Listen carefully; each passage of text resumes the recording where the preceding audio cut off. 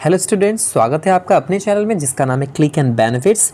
Student, जैसा कि आप जानते हैं कि आपका जो सिलेबस है, आज आपका सिलेबस दोबारा से रिवाइज्ड हुआ है, यानी रेशनलाइज सिलेबस आपका भेजा गया है। और जैसे कि मैंने पहले भी आपको बताया था पिछली वीडियोस में कि आपका जो सिलेबस है वो दो तरीके से अब की बार बनाया गया है। यानी कि एक सिलेबस वो कि जो पूरे साल भर आप पढ़ेंगे, यानी कि इंटरनल तरीके से आप उसको पढ़ेंगे, यानी आपके टीचर सारा आपको सिलेबस पढ़ाएंगे। दूसरा जो सिलेबस होगा वो होगा सिर्फ term wise, term first and term second के लिए, जो कि रेशनलाइज्ड होगा, जो कि रिड्यूस सिलेबस होगा, जो कि 2020 और 21 वाला ही सिलेबस होगा।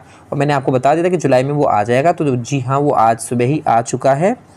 और term first and term second के लिए सिर्फ आपका रेशनलाइज सिलेबस आया है, रिड्यूस सिलेबस है 30%। और उसमें इस वीडियो के थ्रू मैं आपको बताऊंगा कि कौन कौन से चैप्टर हट गए हैं और कौन कौन से टॉपिक्स कितने नंबर का कैसे पेपर बनने वाला है, वो सारा इस वीडियो के थ्रू हो जाएगा। कक्षा यानी कि 9th एंड 12th दोनों, क्लास 9th एंड 10th दोनों के लिए मैं इसमें बताने वाला हूँ किस तरीके से सिलेबस को रेशनलाइज्ड किया गया है और टर्म वाइज इसको डिवाइड किया गया है। तो ज़्यादा लंबा नहीं करेंगे, मैं डायरेक्ट आपको दिखा देता हूँ वो चीज़ें जो आपको जाननी ज़रूरी हैं। तो जनरल इंस्ट्रक्शंस आपको पता है, यहाँ पर ऑलरेडी मेंशन है कि the total theory examinations term first और टर्म सेकंड जो होती है वो 80 मार्क्स की होगी। और उसके साथ साथ आपके 20 मार्क्स का जो वेटेज होगा वो होगा इंटरनल असेसमेंट का। टर्म फर्स्ट और टर्म सेकंड की इंटरनल असेसमेंट का आपका होगा 20 मार्क्स का, ठीक है। यानी 20 मार्क्स में आपका वेटेज होगा इंटरनल असेसमेंट, जो कि टर्म फर्स्ट टर्म सेकंड दोनों के लिए होंगी। और थ्योरी होगी आपकी 80 मार्क्स की, जो कि term first and term second दोनों को मिलाकर आपका 80 मार्क्स यानी 40 मार्क्स का दोनों में आने वाला है। सो इंटरनल असेसमेंट जैसा कि बताया कि 2 टर्म होगी, 2 टर्म है, दोनों टर्म में इंटरनल असेसमेंट के मार्क्स जुड़ने वाले हैं 10-10 नंबर करके। तो यानी कि 10-10 मार्क्स का इंटरनल असेसमेंट आपके टर्म वाइज कर दिया गया है, यानी मैक्सिमम मार्क्स 10 होंगे हर एक टर्म के लिए। जो पीरियोडिक असेसमेंट हैं आपके जो होते हैं, पीए जिसको हम बोलते हैं, टेस्ट होते हैं, तो वो यहाँ पर 3 बताएंगे कि यानी 3 तो लेने ही पड़ेंगे। अगर फर्स्ट टर्म से पहले 2 कर लिए हैं तो अगले टर्म से पहले 1 कर सकते हैं, या किसी वजह से कि अगर एक ही पीए आपका हुआ है टर्म फर्स्ट से पहले तो बाद में टर्म फर्स्ट के बाद 2 पीए कराने ज़रूरी हैं स्कूल को, ठीक है। तो बाकी ये चीज़ें तो हो गई हैं, अभी फ़िलहाल मैं आपको ये नहीं बताता, ये बाद में बताऊंगा मैं आपको। फ़िलहाल हम चलते हैं कि जो आपका इवैल्यूएशन स्कीम होगी, यानी कि जो आपका वेटेज होगा ओवरऑल चैप्टर वाइज, तो वो किस तरीके से, तो ये कि 9th क्लास के लिए है, साफ साफ यहाँ पर लिखा हुआ है कि it is for 9th class. So evaluation scheme किस तरीके से इन्होंने बनाई है कि जो यूनिट्स हैं आपकी, जो टोटल यूनिट यहाँ पर दिखा रखी हैं इन्होंने, आपको पता है टोटल यूनिट्स आपकी 9th में 6 होती हैं, और 6 यूनिट में से 3 यूनिट आपकी टर्म फर्स्ट में आ रही हैं और 3 यूनिट आपकी टर्म सेकंड में आ रही हैं। 3 यूनिट्स दोनों टर्म फर्स्ट टर्म सेकंड में आ रही हैं, और ये रेशनलाइज सिलेबस है, याद रखिए आप। और उसके साथ साथ सबसे पहले जो यूनिट है वो 9 मार्क्स का उसमें से पूछा जाएगा, जिसमें से चैप्टर 2 ही आपका आता है। सेकेंड यूनिट जो है आपके 18 मार्क्स का उसमें पूछा जाएगा, जिसके अंदर 2 चैप्टर आपके हैं, चैप्टर नंबर 5 और 6। और अगर मैं बात करूँ थर्ड यूनिट जिसमें से 13 मार्क्स का आपका पूछा जाएगा, सो ओवरऑल हो जाता है यहाँ पर अगर 2 चैप्टर है यहाँ पर भी 8 और 9 चैप्टर नंबर। सो अगर हम दोनों को ऐड कर लें 18 और 13 तो हमारा हो जाता है 31, और 31 में अगर 9 ऐड कर दें तो हमारा हो जाता है 40। इसका मतलब 40 नंबर का टर्म फर्स्ट हो चुका है, 10 नंबर का आपका इंटरनल असेसमेंट, दोनों मिलाकर 50। सेम ऐसे ही टर्म सेकंड होगा, उसका भी अगर मैं आपको यूनिट वाइज बताऊं तो यहाँ पर साफ साफ लिखिए, फर्स्ट यूनिट 18 मार्क्स की है, जिसमें 3rd और 4th चैप्टर आएंगे। चैप्टर नंबर 13 सेकेंड यूनिट में से आने वाला है, जो कि 8 मार्क्स का है, और 14 मार्क्स का आपका चैप्टर नंबर 10 एंड 11 यहाँ पर दिए गए हैं। सो ओवरऑल ये भी 40 मार्क्स का हो गया है, और 10 मार्क्स का इसका भी इंटरनल असेसमेंट होगा, तो ये भी 50। तो टोटल मिला के अगर थ्योरी की बात करें तो वो हो जाती है हमारी, ये यहाँ से अगर हम यहाँ तक ऐड करें 80 मार्क्स की थ्योरी पेपर आपका क्लियर होता है यहाँ पर। लेकिन दूसरा हमारा इंटरनल असेसमेंट भी है, तो वो भी यहाँ पर साफ साफ क्लियर है। टर्म फर्स्ट का इंटरनल, टर्म सेकंड का इंटरनल, और इंटरनल में बताऊंगा आपकी कि इंटरनल में कौन कौन सी चीज़ें आपकी होती हैं, पूछी जाती हैं। सो 10-10 नंबर का ये, तो यह टोटल थ्योरी हो जाती है आपकी 100 मार्क्स की। सो अब बात करते हैं कि टर्म फर्स्ट में कौन कौन से चैप्टर हैं।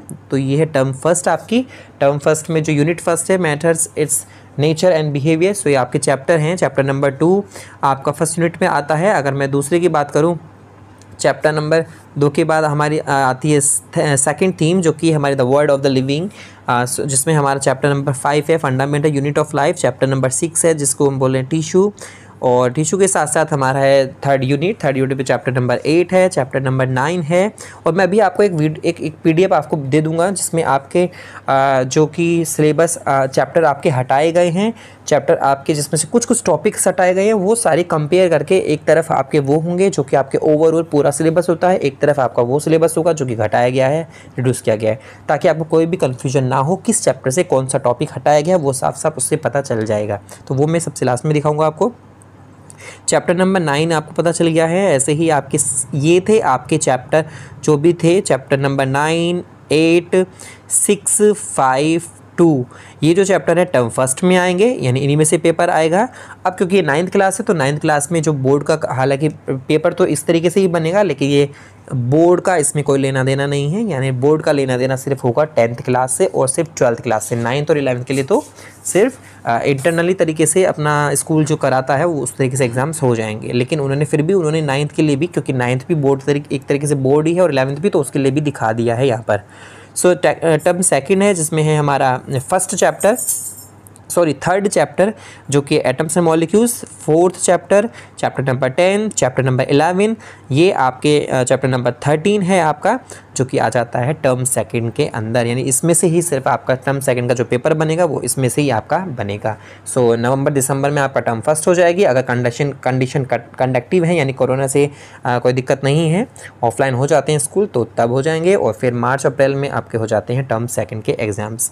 ठीक है, तो इस तरीके से आपके एग्ज़ाम्स करा लिए जाएंगे। लेकिन अगर नहीं होते तो ऑप्शंस में आपको बताए थे किस तरीके से हम उसको करा सकते, तो वो प्रीवियस वीडियो में आप चैनल पे जाके देख सकते हैं।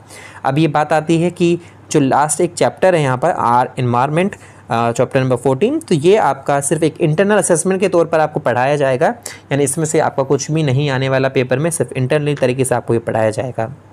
फिर प्रैक्टिकल्स है, और तो प्रैक्टिकल्स आप अपना PDF में देख लेना है, उसको मैं अपलोड कर दूंगा। तो यहाँ से कौन कौन से प्रैक्टिकल किस में है, टर्म फर्स्ट के जो प्रैक्टिकल है वो सारे यहाँ लिखे हुए हैं, चैप्टर वाइज लिखे होंगे कौन सा चैप्टर किस चैप्टर से प्रैक्टिकल हैं। और टर्म फर्स्ट के बाद आता है टर्म सेकंड, ये भी आपके यहाँ पर लिखे हुए हैं। सो अब बात कर लेते हैं हम क्लास 10th की। क्लास 10th क्योंकि बोर्ड का सारा काम है यहाँ पर, बोर्ड यहाँ पर पेपर भी भेजेगा टर्म फर्स्ट टर्म सेकंड के लिए। सो किस तरीके से यहाँ पर रेशनलाइज किया गया है और किस तरीके से यहाँ पे इवैल्यूएशन स्कीम बनाई गई है। तो अगर मैं थ्योरी की बात करूँ तो वो तो पता ही है आपको 80 मार्क्स की होती है ओवरऑल, लेकिन term first term second 40 marks की यहाँ पर थ्योरी है, 10 मार्क्स का यहाँ पर इंटरनल असेसमेंट है। तो 16 मार्क्स का आपका आने वाला है टू यूनिट नंबर 1 फर्स्ट से, जिसमें 3 चैप्टर आपके हैं, first second and third. 16 marks का इसमें आ जाएगा। 10 मार्क्स का आपका आएगा चैप्टर नंबर 6 से, लाइफ प्रोसेस जो आपका चैप्टर है जो कि सेकंड यूनिट है आपकी। 14 मार्क्स का आपका होगा चैप्टर नंबर 10 एंड 11 में, यानी टर्म फर्स्ट में आपके ये चैप्टर हैं 3 एंड 6 चैप्टर आपके टर्म फर्स्ट में हैं, जिनमें से पेपर आपका आने वाला है। अगर सबको ऐड कर दें तो 40 मार्क्स की थ्योरी आपके टर्म फर्स्ट में। और ये टर्म फर्स्ट आपका MCQ बेस्ड है, MCQ क्वेश्चंस इसमें आने वाले हैं, जो कि असर्शन भी हो सकते हैं, जो कि आपके नॉर्मल आपके जो क्वेश्चंस होते हैं MCQ वो होंगे। लेकिन टर्म सेकंड MCQ बेस्ड नहीं है, वहाँ पर थोड़ा आपका डिस्क्रिप्टिव है सब कुछ। और टर्म सेकंड आ जाती है तो उसमें कौन कौन से चैप्टर हैं, चैप्टर नंबर 4 है, चैप्टर नंबर 5 ये 10 मार्क्स का आएगा सिर्फ इसमें से। चैप्टर नंबर 8 और 9 जो हैं उसमें से 13 मार्क्स का है। चैप्टर नंबर 12 एंड 13 में से 12 मार्क्स का है। चैप्टर नंबर 15 में से 5 मार्क्स का है। सो ओवरऑल हमारे चैप्टर हो जाते हैं 7 चैप्टर। तो 7 चैप्टर यहाँ पर आपके हो गए हैं। 7 चैप्टर सेकेंड टर्म में आपके आने वाले हैं। सो ये हो गया आपका। अब आता है हमारा, तो दोनों अगर हम थ्योरी को ऐड कर ले 40 मार्क्स की ये हो जाती है टर्म फर्स्ट, 40 मार्क्स का हमारा टर्म सेकंड हो जाती है, दोनों मिलाकर 80 मार्क्स हमारे हो जाते हैं। अगर इंटरनल असेसमेंट की बात करें तो वो हमारे हैं दोनों के दोनों 10 मार्क्स के, जो कि टर्म फर्स्ट से पहले इंटरनल असेसमेंट होंगे 10 नंबर का, ऐसे ही टर्म सेकेंड से पहले होते हैं इंटरनल असेसमेंट 10 नंबर के होंगे आपके। क्या पूछा जाएगा इंटरनल असेसमेंट में वो आपको मैं अभी बता दूंगा। सो अब आते हैं आपके टर्म फर्स्ट में कौन कौन से चैप्टर हैं। तो चैप्टर नंबर ऊपर आपने देख लिए हैं, चैप्टर नंबर यहाँ पर लिखे हुए हैं, और जो भी टॉपिक्स हैं इस चैप्टर से रिलेटेड वो इसमें सब कुछ हैं। लेकिन एक दूसरी PDF भी है जिसमें मैं आपको कंपेयर करके दिखाऊंगा कि कौन कौन से टॉपिक्स हटाए हैं जो नहीं पढ़ने हैं, कौन कौन से टॉपिक्स में हैं। हालांकि CBSE ने ये भी बोला है कि 2 तरीके के सिलेबस है, जो मैंने स्टार्टिंग में बताया वीडियो के, कि पूरे साल भर जो पढ़ाया जाएगा वो पूरा सिलेबस पढ़ाया जाता है, लेकिन सिर्फ टर्म में सिर्फ यही आने वाले हैं। ये टर्म वाइज सिलेबस है, सिर्फ इनमें से ही आएगा, लेकिन साल भर पढ़ाया पूरा जाएगा। तो वो टीचर्स के ऊपर डिपेंड है वो किस तरीके से आपको कराने वाले हैं। तो ये चैप्टर नंबर आपने ऊपर देख ही लिए हैं, इवैल्यूएशन स्कीम में सब लिखे हुए हैं कौन कौन से चैप्टर हैं। तो मैं इसको ज़्यादा नहीं दिखा रहा हूँ यहाँ पर, सिर्फ चैप्टर नंबर पता चल गए आपको। उसके अलावा फिर नीचे प्रैक्टिकल्स आ जाएंगे इसके। ये वाला हमारा चैप्टर नंबर 16 जो बोर्ड में कहीं भी कुछ भी नहीं आएगा, 16 में से सिर्फ आपको पढ़ा दिया जाएगा और आपको सिर्फ एज ए इंटरनल असेसमेंट के बेस पर इसको करा दिया जाएगा, ठीक है। या पीरियोडिक असेसमेंट में आपको इसमें से पूछा जा सकता है, जो कि पी एग्जाम्स होंगे जो कि स्कूल के अंडर में होंगे, वो इनको दे सकते हैं। सो ये प्रैक्टिकल्स हैं, प्रैक्टिकल्स इसमें से आप देख सकते हैं कौन कौन से चैप्टर से लिए गए हैं। सो ये टर्म सेकंड में प्रैक्टिकल, टर्म फर्स्ट के, और ये कुछ बुक्स हैं, कुछ बुक्स को आपको पढ़ाया जाएगा, किन से आपको पढ़ाया जाता है वो बुक्स के नाम है। और ये आते हैं यहाँ पर असेसमेंट एरियाज़, किस तरीके से यहाँ पर कॉम्पिटेंसीज यहाँ पर दी गई है कि कैसे क्वेश्चंस किस बेस पर होने वाले। तो 46% क्वेश्चंस जो होंगे आपके वो होंगे डिमॉन्स्ट्रेटिव नॉलेज बेस और अंडरस्टैंडिंग के बेस पर, और 22% क्वेश्चंस जो होंगे वो एप्लीकेशन बेस्ड होंगे, कॉन्सेप्ट बेस्ड होंगे, और 32% क्वेश्चंस होंगे एनालाइज, इवैल्यूएशन, क्रिएशन के बेस पर, ठीक है। तो ये इस तरीके से पेपर को बनाया जाएगा। इंटरनल चॉइस जो होंगी वो तो मिलेगी ही क्वेश्चंस की, अगर सेकंड टर्म में, क्योंकि एमसीक्यू सिर्फ टर्म फर्स्ट में है, सेकंड टर्म में आपके क्वेश्चंस उस तरीके से आने वाले हैं, तो वहाँ पर ये हो जाएगा। अगर मैं इंटरनल असेसमेंट की बात करूँ तो वहाँ पर क्या क्या चीज़ें हैं इंटरनल जो 10 नंबर के आपके होने वाले हैं टर्म्स के अकॉर्डिंग, तो वो क्या क्या हैं। तो पीरियोडिक असेसमेंट आपके 3 बार कराए जाएंगे। पीरियोडिक असेसमेंट याद रखिए, पीए एग्ज़ाम्स जो होंगे वो आपका स्कूल कराएगा, वो कंपलसरी है, 3 बार तो कराने ही है। तो उनमें 3 नंबर आपके जोड़े जाएंगे पीए से लेकर, और 3 मार्क्स का, यानी कि मल्टीपल असेसमेंट जो होंगे वो 2 मार्क्स के। असेसमेंट, मल्टीपल असेसमेंट में वो आपके टीचर के ऊपर डिपेंड करता है कि आप टीचर के पास आपका पूरा बायोडाटा होता है कि कैसा ये बच्चा है, किस तरीके से काम करता है। इसको मैं जो काम पढ़ाता हूँ उसका मैं ओरल टेस्ट ले सकता हूँ, उसका मैं एक रिटन टेस्ट ले सकता हूँ, क्लास टेस्ट ले सकते हैं, वो कोई भी टेस्ट वो टीचर आपका डिसाइड कर लेता है। तो 2 मार्क्स का वो डिसाइड करेगा। फिर आता है सब्जेक्ट एनरिचमेंट, जिसको हम प्रैक्टिकल वर्क भी कह सकते हैं, तो वो 3 मार्क्स के हैं। और 2 मार्क्स का होगा आपका पोर्टफोलियो, जिसमें स्टूडेंट अपना बेस्ट देते हैं अपने आप को प्रेजेंट करने के लिए, या अपना कोई भी प्रोजेक्ट बनाने के लिए वो यहाँ पर अपने आप को शो करते हैं। सो ये हो गया है आपका ओवरऑल 10 मार्क्स का इंटरनल असेसमेंट। ऐसे ही ये जो इंटरनल असेसमेंट हमने जो देखा है, चारों चीज़ें आएंगी, ये आपके 10 नंबर के हैं सिर्फ।